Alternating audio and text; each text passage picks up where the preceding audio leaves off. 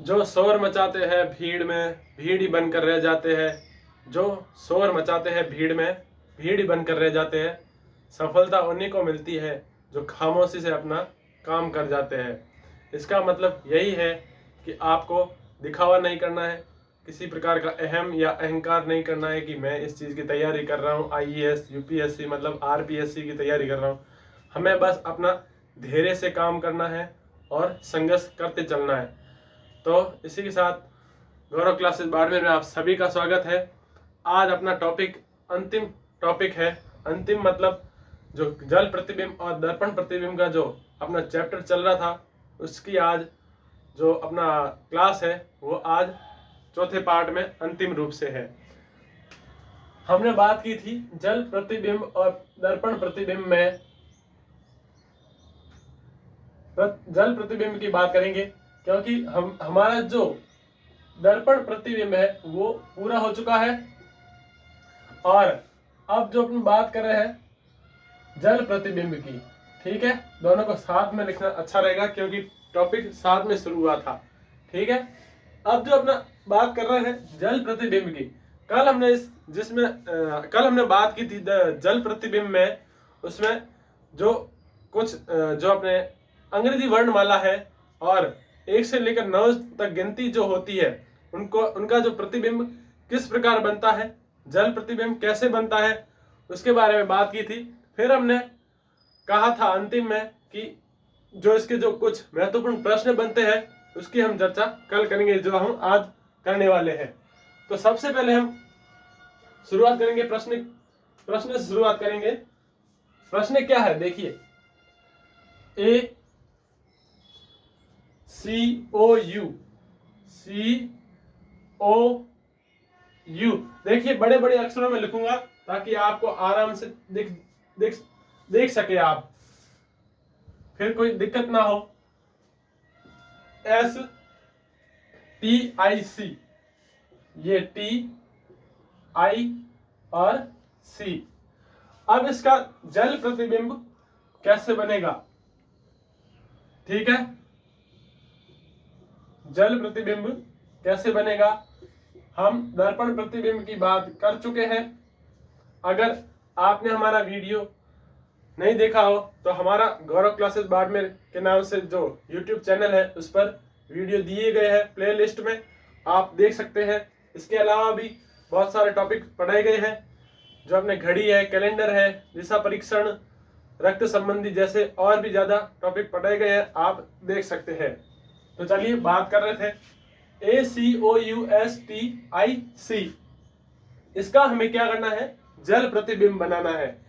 जो हमने कल बात की थी, जो सारे अंग्रेजी वर्णमाला कैसे जल प्रतिबिंब बनते हैं उसकी हम बात कर चुके हैं। तो यह चीज जो अपना प्रश्न है बिल्कुल इजी हो जाएगा। अब जो ए है, जल में देखने पर ये कैसे हो जाएगा, इस प्रकार हो जाएगा, ठीक है। सी जो है कैसे हो जाएगा, वैसा का वैसा हो जाएगा, कोई परिवर्तन नहीं। ओ है, इसमें भी कोई परिवर्तन नहीं होगा। यू है, यू में परिवर्तन हो जाएगा, ठीक है। ये ए और यू है, दोनों एक ही तरह की आकृति है, बस इसमें इस बीच वाली लाइन में फर्क है, बस और कुछ नहीं, ठीक है। अब बात करेंगे एस की। एस जो है, ये चीज है ना, ये ऊपर जाएगी और ये नीचे आ जाएगी। तो ये नीचे आने पर क्या हो जाएगा, ऐसे हो जाएगा, ठीक है, उल्टा हो जाएगा। टी जो कैसे हो जाएगा, ये भी उल्टा हो जाएगा। आई, आई में कोई परिवर्तन नहीं होगा। सी है, सी में भी कोई परिवर्तन नहीं होगा। तो अपना जो आंसर है जल प्रतिबिंब ACOUSTIC का जल प्रतिबिंब है, इस प्रकार से बनेगा। अब हम अगला प्रश्न लेंगे। अगला प्रश्न क्या रहेगा, अगला प्रश्न है अपना U4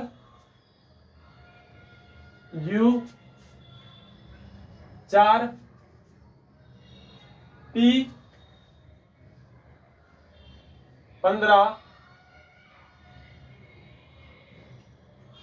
P 15, B 7, B 7। ठीक है।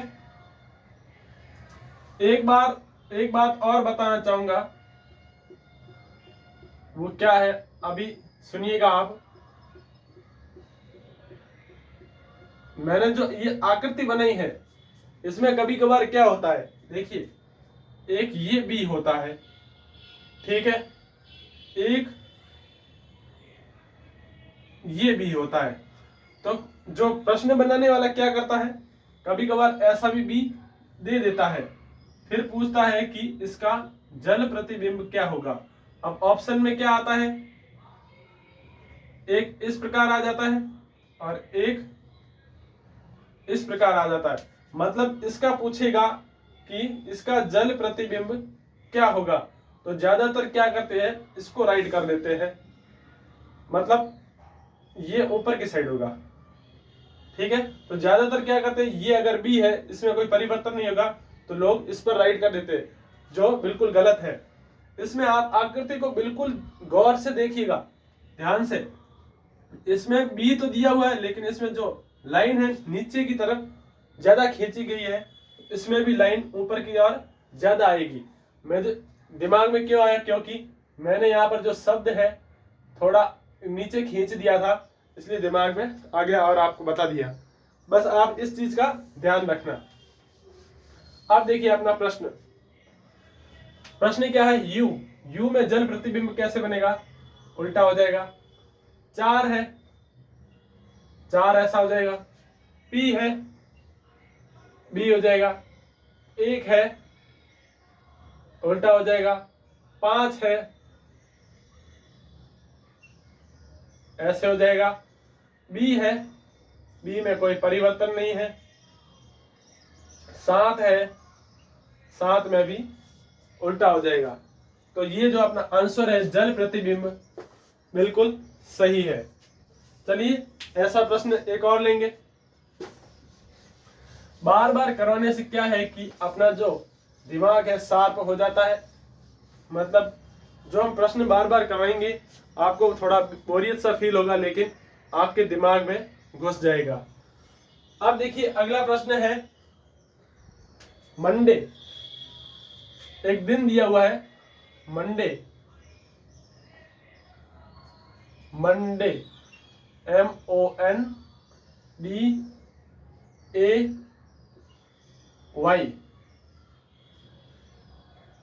ध्यान से बनाना पड़ेगा नहीं तो गलत हो जाएगा अपना। ठीक है, अब इसका जल प्रतिबिंब क्या होगा, जल प्रतिबिंब क्या होगा। ठीक है, ये सिर्फ आपको समझाने के लिए किया गया है, बाकी इसकी कोई जरूरत नहीं है। M क्या हो जाएगा, W हो जाएगा। O में कोई परिवर्तन नहीं होगा। N उल्टा हो जाएगा। D है, इसमें भी कोई परिवर्तन नहीं होगा। A है, चेंज हो जाएगा। Y है, Y भी अपना स्थान बदल लेगा। ये Y हो गया। ठीक है, अब आपको अच्छे से समझ में आ गया होगा। अब एक आकृति की बात करेंगे, उससे पहले अंक की भी बात कर लेते हैं। वैसे हमने पढ़ लिया इसके बारे में, जैसे जो कठिन से कठिन होता है, जो अपने कंफ्यूज में होता है, वो शब्द है। जैसे 2 है, 2 का प्रतिबिंब कैसे बनेगा। सबसे पहले ये वाली डंडी है, आप ऊपर ले जाइए, फिर क्या करना है, इसको यू बना देना, बस थोड़ा टेढ़ा बन गया। बाकी 2 जो अपना है ऐसे हो जाएगा। एक तो ये है, दूसरा 3 है। 3 कैसे हो जाएगा, ये 3 हो जाएगा। और किसकी बात करें, 9 है, 9 है, 9 कैसे हो जाएगा, 0 हो गया, ये मतलब 6 ही हो जाएगा। ठीक है, और 6 क्या हो जाएगा, 9 हो जाएगा। ठीक है, ये उल्टा 6 हो जाएगा। 9 जो है ये उल्टा 6 हो जाएगा। अब हम बात करेंगे आकृति के आधार पर किस प्रकार प्रश्न बनते हैं। आकृति है, अब हम बात करेंगे आकृति। आकृति के आधार पर प्रश्न किस प्रकार बनते हैं। आकृति में हम बात करेंगे, जैसे उदाहरण लेंगे हम अपना जो दर्पण प्रतिबिंब में लिया था वैसा का वैसा इसमें उदाहरण लेंगे। ठीक है, यहां पर खींच दी लकीर, यहां पर ये कर दिया, उसके बाद क्या करना है, हमें यहां पर क्रॉस कर देना है और यहां पर भी क्रॉस कर देना है। थोड़ा टेढ़ा चला गया, ये क्रॉस कर दिया। अब देखिए इसका जल प्रतिबिंब क्या होगा। जल प्रतिबिंब क्या होगा, सबसे पहले तो हमें वैसा का वैसा बॉक्स बनाना है, बना दिया। फिर 4 लाइनें खींचनी है, खींच दी। उसके बाद क्या करना है, ये जो बॉक्स है प्रतिबिंब बनेगा तो ये यहाँ पे आ जाएगा नीचे। बस यही चीज आपको ध्यान रखनी है। जो दूर वाली चीज है, दर्पण प्रतिबिंब में मैंने आपको यही चीज बताई थी कि जो दूर वाली चीज है वो दूर आ जाएगी और जो नजदीक वाली है वो नजदीक आ जाएगी। बस उसमें उतना ही फर्क है कि वो परिवर्तन होगी या नहीं होगी, वो अपने ऊपर डिपेंड करता है, निर्भर करता है। तो ये जो चीज है, बॉक्स है, ये नीचे आ जाएगा, ये नीचे है तो ये यहाँ पर नजदीक में आ जाएगा, ये नजदीक में है तो ये भी नजदीक में आ जाएगा। ठीक है, एक तो ये हो गया। अब एक और उदाहरण लेंगे, उसके बाद अपना आज का चैप्टर यहीं समाप्त करेंगे। फिर अगली क्लास में अगला जो टॉपिक है शुरू करेंगे। जैसे एक उदाहरण लेते हैं हम, एक वृत्त लिया, वृत्त के बीच में एक लाइन खींच दी। इस लाइन को क्या कहा जाता है, त्रिज्या, मतलब व्यास कहा जाता है। और व्यास का आधा क्या होता है, त्रिज्या। ठीक है, वो गणित की बात है, हमारे दिमाग में सेट ही नहीं होती। लेकिन अब हम बात करें अभी रीजनिंग की। रीजनिंग में क्या है, एक वृत्त बना दिया, लाइन खींच दी बीच में, फिर यहां पर कुछ आकृति बनाएंगे, प्लस, त्रिभुज, माइनस और ये चीज बनाएंगे। ठीक है, और यहां पर क्या बनाएंगे, एक आयत बनाएंगे। अब देखिए इसका हमें जल प्रतिबिंब बनाना है। इसका जल प्रतिबिंब कैसे होगा, देखिए सबसे पहले तो हमें क्या करना है, वृत्त बनाना है और ये लाइन खींचनी है। इस चीज में तो किसी प्रकार का परिवर्तन नहीं होगा। अब देखिए ये जो चीज है नीचे थी, नीचे अगर आपको ऐसे समझ में नहीं आए तो आप बीच में ऐसी आकृति बना के उसे हल कर सकते हैं। मतलब ये चीज नजदीक है तो मैंने आपको क्या बताया था, तो ये भी यहां पर नजदीक में आएगा, तो ये नजदीक में आ जाएगा। ठीक है, अब हम बात करेंगे इन चारों चिन्हों की, प्लस, माइनस, त्रिभुज और वृत्त की। ये जो प्लस है ये दूर है तो ये भी यहां पर दूर हो जाएगा।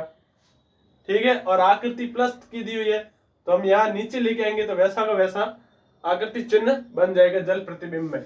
यहां पर माइनस दिया हुआ है तो ये भी माइनस होगा, कोई परिवर्तन नहीं होगा। दूर है दोनों तो ये भी दूर आ गए। अब इन दोनों से दूर ये सबसे, इन दोनों से नजदीक ये दोनों है तो ये दोनों नजदीक है, इस लाइन के भी नजदीक है तो ये यहाँ पर आ जाएंगे। अब बात करेंगे इसकी वृत्त की। वृत्त में कोई चेंज नहीं होगा। अब देखिए जो प्रश्न पूछने वाला क्या करता है, ये सारी आकृति बिल्कुल समान दे देता है, एक जैसी दे देता है, लेकिन ऑप्शन में क्या दे देता है, देखिए यहां पर एक और आकृति बनाएंगे, यहां पर ये बिल्कुल सेम आकृति दे देता है, पर क्या है कभी कभार कंफ्यूज हो ही जाता है। यहां पर कर देते हैं इस प्रकार और यहां पर इस प्रकार।